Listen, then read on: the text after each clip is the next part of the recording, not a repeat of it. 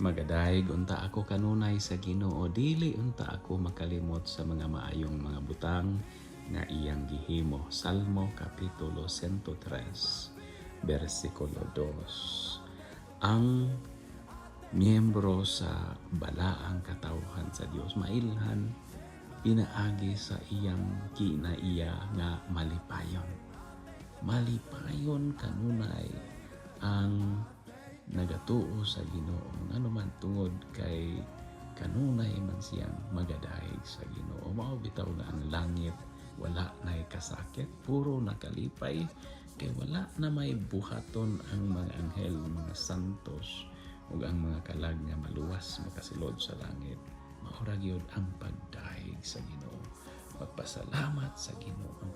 Mao nay tinuod nga ang mga mapasalamaton nga tao malipayon.